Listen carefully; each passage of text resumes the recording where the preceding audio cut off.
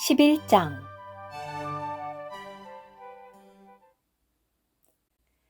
어떤 병든 사람이 있었는데 그는 마리아와 그녀의 자매 마르다의 마을인 베다니 사람 나사로였다.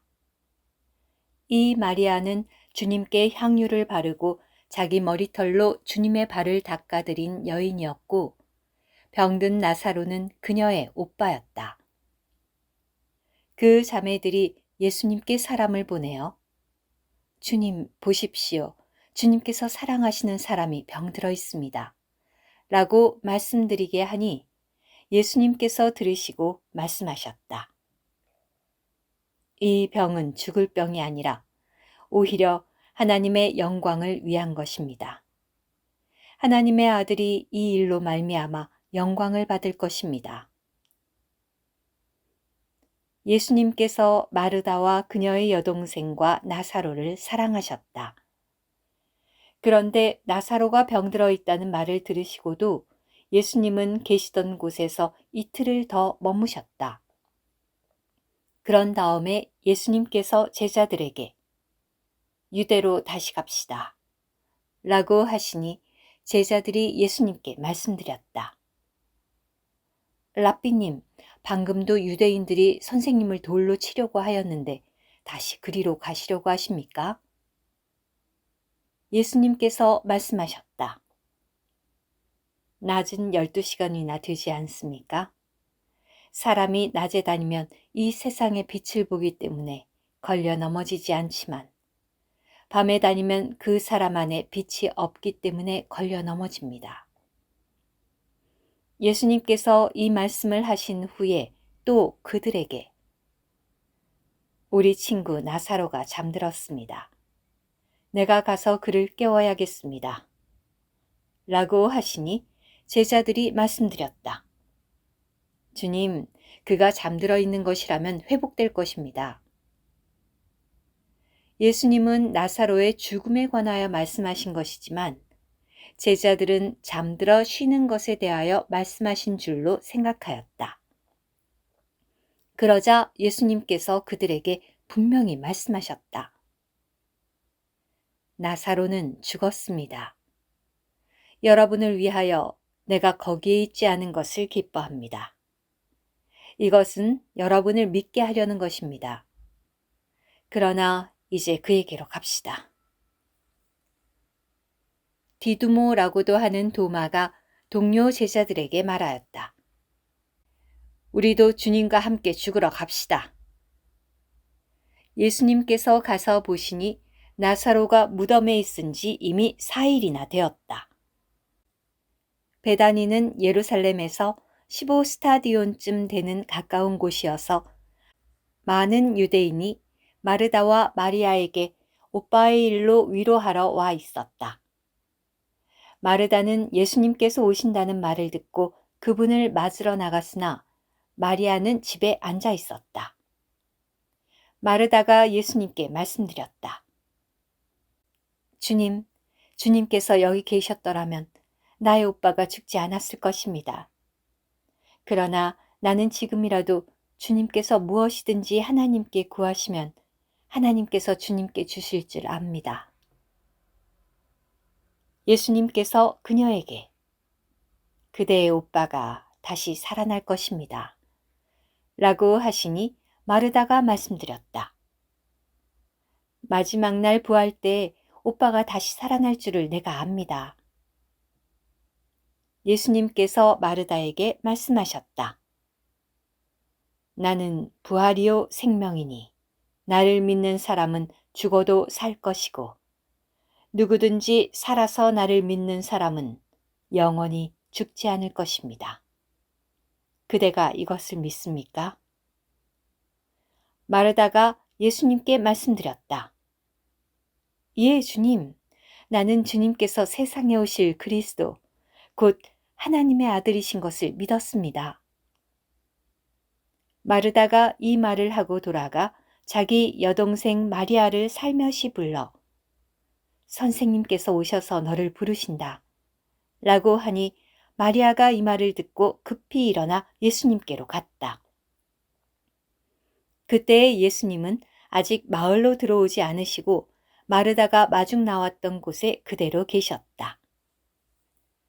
집에서 마리아와 함께 있으면서 그녀를 위로해 주던 유대인들은 마리아가 급히 일어나서 나가는 것을 보고 무덤에 가서 울려는 줄로 생각하고 그녀를 따라갔다.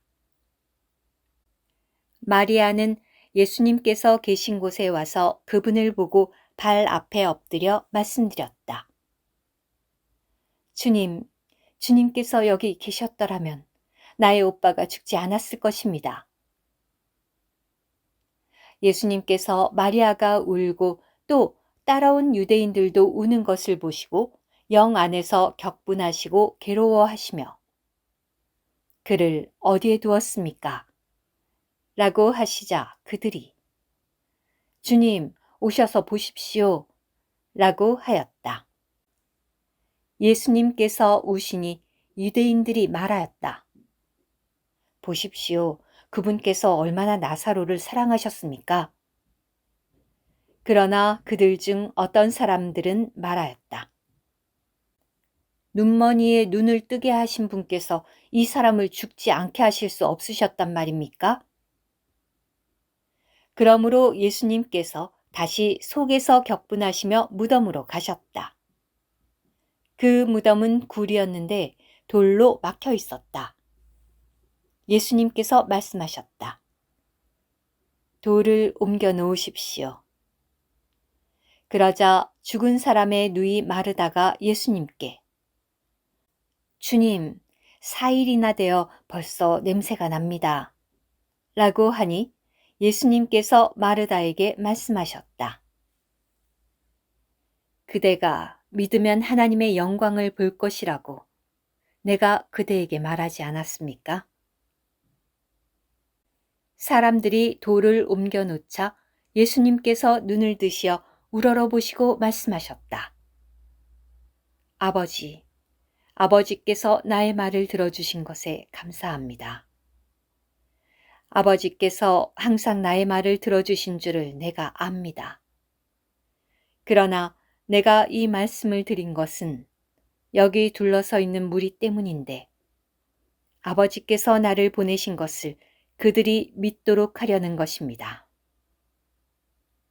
예수님께서 이 말씀을 하시고 큰 소리로 외치셨다. 나사로, 나오시오. 죽었던 그가 나왔는데 손과 발은 천으로 묶여 있었고 얼굴은 수건으로 쌓여 있었다. 예수님께서 그들에게 말씀하셨다. 그를 풀어주어 다니게 하십시오. 마리아에게 왔다가 예수님께서 하신 일을 본 많은 유대인이 그분을 믿었으나 그들 중 몇 사람은 바리새인들에게 가서 예수님께서 하신 일을 알리니 대제사장들과 바리새인들이 공회를 소집하고 말하였다. 이 사람이 많은 표적을 행하고 있으니 우리가 어떻게 하면 되겠습니까? 우리가 그를 이대로 두면 모든 사람이 그 사람을 믿을 것이고 그렇게 되면 로마인들이 와서 우리의 땅과 민족을 빼앗아갈 것입니다. 그러자 그들 중 한 사람이며 그 해의 대제사장이었던 가야바가 그들에게 말하였다. 그대들은 아무것도 모르고 있으며 한 사람이 백성을 위하여 죽어서 온 민족이 멸망하지 않는 것이 그대들에게 유익하다는 사실을 생각하지도 못하고 있습니다. 이 말은 가야바가 스스로 한 것이 아니다. 그는 그 해의 대제사장으로서 예수님께서 그 민족을 위하여 죽으실 것과 또 그 민족뿐 아니라 흩어져 있는 하나님의 자녀들을 하나로 모으시기 위하여 죽으실 것을 예언한 것이었다. 그날부터 그들은 예수님을 죽이려고 모의하였다. 그러므로 예수님께서 더 이상 유대인들 가운데 드러나게 다니지 않으시고 그곳을 떠나시어 광야에 가까운 곳인 에브라임이라는 동네로 가셔서 거기서 제자들과 함께 머무셨다. 유대인들의 유월절이 다가오자 많은 사람이 자기를 정결하게 하려고 유월절 전에 시골에서 예루살렘으로 올라왔다. 그들은 예수님을 찾다가 성전 안에 서서 서로 말하였다. 여러분은 어떻게 생각합니까? 그가 명절에 오겠습니까? 그때 대제사장들과 바리새인들은 예수님을 잡을 수 있도록 누구든지 예수님께서 계신 곳을 알면 신고해야 한다는 명령을 내려놓았다. 오늘 큐티. 주님은 그분의 구원 안에서 병든 사람들만을 치료하시는 것이 아닙니다. 그분은 또한 죽은 사람들에게 생명을 주십니다. 그러므로 그분은 병든 사람이 죽을 때까지 이틀을 더 머무셨습니다. 주님은 사람들을 개선하지도 규제하지도 않으시며 사람들을 거듭나게 하시고 죽음에서 일으키십니다. 그러므로 요한복음 3장부터 11장까지의 9가지 사례 중에서 첫 번째는 거듭남의 사례이고 마지막은 부활의 사례인데 이것은 우리에게 생명이신 그리스도의 모든 방면이 다른 7가지 사례에 나타난 것처럼 거듭남과 부활의 원칙 안에 있다는 것을 계시합니다. 이 마지막 사례는 사실상 죽음을 생명으로 바꾸는 것이었습니다. 오늘도 죽음을 생명으로 바꾸시는 부활 생명이신 그리스도 안에 머물기를 원합니다. 아멘.